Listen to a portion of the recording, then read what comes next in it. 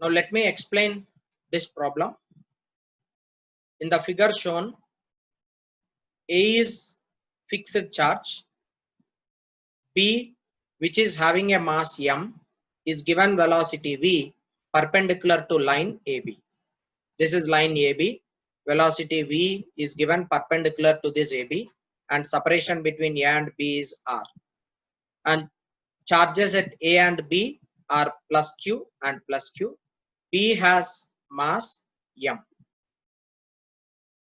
At this moment, the radius of curvature of the resultant path of B is dash. You want to find out resultant radius of curvature of the path which is traveling by this particular P.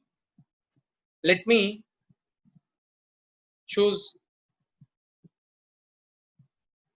these two particles which has charge plus q and which has charge plus q, and this has mass m over here, and this is radius r. Initially these two are separated between A, B. There is electrostatic force. I'll write down electrostatic force equation 1 by 4 pi epsilon naught q square divided by r square. This is equation number 1. As these two charges are initially stationary, electrostatic force acting between these two charges is given by equation 1.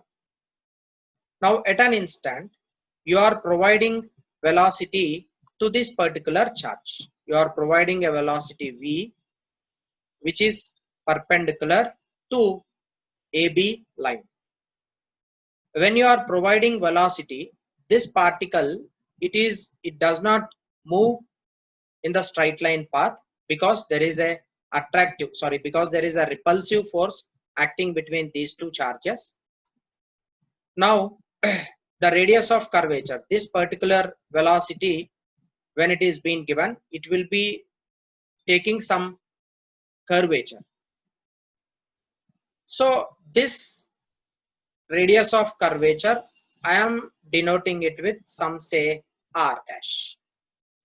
Now at this particular point, there will be centrifugal force acting over here.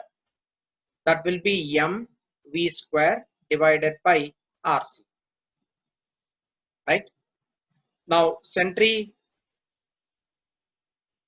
this centrifugal force can be written as m v square divided by rc, where rc is radius of curvature, that is number 2. Now when this particle is moving in the circular path, that is in curved path, centrifugal force will be balanced with centripetal force. So I can simply write equation 1 is equal to equation 2. Equation 1 is equal to equation 2 gives you 1 by 4 pi epsilon naught q square divided by r square. This is equal to m v square divided by rc, where rc is radius of curvature of that particle. From here, radius of curvature of that particle rc can be given by m v square into 4 pi epsilon naught r square divided by q square. So this is final expression for radius of curvature of particle which is at position B.